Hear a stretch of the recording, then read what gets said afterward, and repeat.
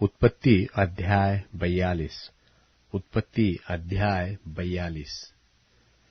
जब याकूब ने सुना कि मिस्र में अन्न है, तब उसने अपने पुत्रों से कहा, तुम एक दूसरे का मुंह क्यों देख रहे हो?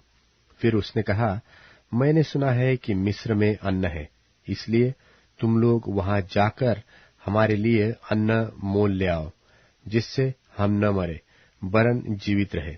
सो यूसुफ के 10 भाई अन्न मोल लेने के लिए मिस्र को गए। पर यूसुफ के भाई बिन्यामीन को याकूब ने यह सोचकर भाइयों के साथ न भेजा कि कहीं ऐसा न हो कि उस पर कोई विपत्ति आ पड़े। सो जो लोग अन्न मोल लेने आए, उनके साथ इस्राएल के पुत्र भी आए, क्योंकि कनान देश में भी भारी अकाल था। यूसुफ तो मिस्र देश का अधिकारी था और उस देश के सब लोगों के हाथ वही अन्न बेचता था। इसलिए जब यूसुफ के भाई आए, तब भूमि पर मुंह के बल गिर के उसको दंडवत किया। उनको देखकर यूसुफ ने पहचान तो लिया, परंतु उनके सामने भोला बन के कठोरता के साथ उनसे पूछा, तुम कहां से आते हो? उन्होंने कहा, हम तो कनान देश से अन्न मोल लेने के लिए आए हैं। यूसुफ ने तो अपने भाइयों को पहचान लिया, परंतु उन्होंने उसको न पहचाना। तब यूसुफ अपने उन सपनों को स्मरण करके, जो उसने उनके विषय में देखे थे, उनसे कहने लगा, तुम भेदिए हो, इस देश की दुर्दशा को देखने के लिए आए हो।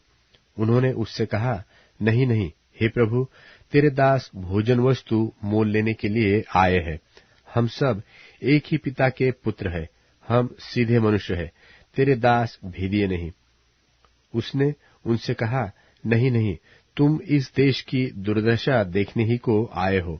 उन्होंने कहा, हम तेरे दास 12 भाई हैं और कनान देशवासी एक ही पुरुष के पुत्र है, और छोटा इस समय हमारे पिता के पास है और एक जाता रहा।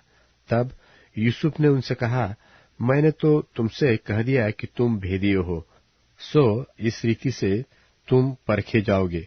फिरौन के जीवन की शपथ, जब तक तुम्हारा छोटा भाई यहाँ न आए, तब तक तुम यहाँ से न निकलने पाओगे। सो अपने में से एक को भेज दो कि वह तुम्हारे भाई को ले आए, और तुम लोग बंधुआई में रहोगे। इस प्रकार तुम्हारी बातें परखी जाएगी कि तुम में सच्चाई है कि नहीं। यदि सच्चे न ठहरे, तब तो फिरौन के जीवन की शपथ तुम निश्चय ही भेदिए समझे जाओगे। तब उसने उनको 3 दिन तक बंदी गृह में रखा। तीसरे दिन यूसुफ ने उनसे कहा, एक काम करो, तब जीवित रहोगे, क्योंकि मैं परमेश्वर का भय मानता हूँ। यदि तुम सीधे पुरुष हो, तो तुम सब भाइयों में से एक जन इस बंदी गृह में बंधुआ रहे, और तुम अपने घरवालों की भूख बुझाने के लिए अन्न ले जाओ, और अपने छोटे भाई को मेरे पास ले आओ। इस प्रकार तुम्हारी बातें सच्ची ठहरेगी और तुम मार डाले न जाओगे। तब उन्होंने वैसा ही किया। उन्होंने आपस में कहा कि निसंदेह हम अपने भाई के विषय में दोषी है, क्योंकि जब उसने हमसे गिड़गिड़ा के विनती की, तो भी हमने यह देखकर कि उसका जीवन कैसे संकट में पड़ा है, उसकी न सुनी। इस कारण हम भी अब इस संकट में पड़े हैं। रूबेन ने उससे कहा, क्या मैंने तुझसे न कहा था कि लड़के के अपराधी मत बनो? परंतु तुमने न सुना। देखो, अब उसके लहू का पलटा दिया जाता है।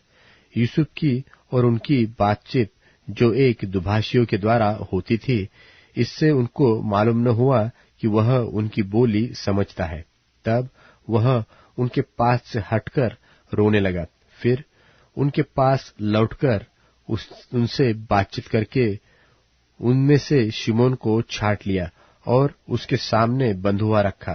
तब यूसुफ ने आज्ञा दी कि उनके बोरे अन्न से भरो और एक एक जन के बोरे में उनके रुपये को भी रख दो, फिर उनको मार्ग के लिए सीधा दो। सो उनके साथ ऐसा ही किया गया। तब वे अपना अन्न अपने गधों पर लाद कर वहां से चल दिए। सराय में जब एक ने अपने गधे को चारा देने के लिए अपना बोरा खोला, तब उसका रुपया बोरे के मुंह पर रखा हुआ दिखाई दिया। तब उसने अपने भाइयों से कहा, मेरा रुपया तो फेर दिया गया है, देखो वह मेरे बोरे में है। तब उनके जी में जी न रहा और वे एक दूसरे की ओर भय से ताकने लगे और बोले, परमेश्वर ने यह हमसे क्या किया है? और वे कनान देश में अपने पिता याकूब के पास आए और अपना सारा वृत्तांत उससे इस प्रकार वर्णन किया कि जो पुरुष उस देश का स्वामी है, उसने हमसे कठोरता के साथ बातें की और हमको देश के भेदिए कहा। तब हमने उससे कहा, हम सीधे लोग हैं, भेदिए नहीं। हम 12 भाई एक ही पिता के पुत्र हैं।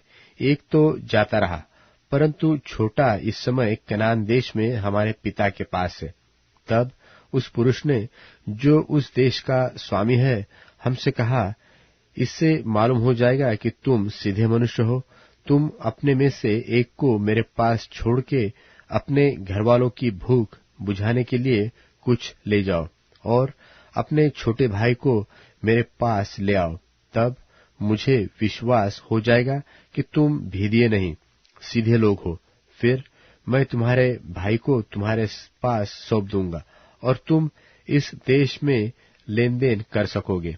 यह कहकर वे अपने अपने बोरे से अन्न निकालने लगे। तब क्या देखा कि एक एक जन के रुपए की थैली उसी के बोरे में रखी है। तब रुपए की थैलियों को देखकर वे और उनका पिता बहुत डर गए। तब उनके पिता याकूब ने उनसे कहा, मुझको तुमने निर्वश कर दिया। देखो, यूसुफ नहीं रहा और शिमोन भी नहीं आया, और अब तुम बिन्यामीन को भी ले जाना चाहते हो। ये सब विपत्तियां मेरे ऊपर आ पड़ी है। रूबेन ने अपने पिता से कहा, यदि मैं उसको तेरे पास न लाऊं तो मेरे दोनों पुत्रों को मार डालना। तू उसको मेरे हाथ में सौंप दे, मैं उसे तेरे पास फिर पहुंचा दूंगा। उसने कहा, मेरा पुत्र तुम्हारे संग न जाएगा, क्योंकि उसका भाई मर गया है और वह अब अकेला रह गया। इसलिए जिस मार्ग से तुम जाओगे, उसमें यदि उस पर कोई विपत्ति आ पड़े, तब तो तुम्हारे कारण मैं इस बुढ़ापे की अवस्था में शोक के साथ अधोलोक में उतर जाऊंगा।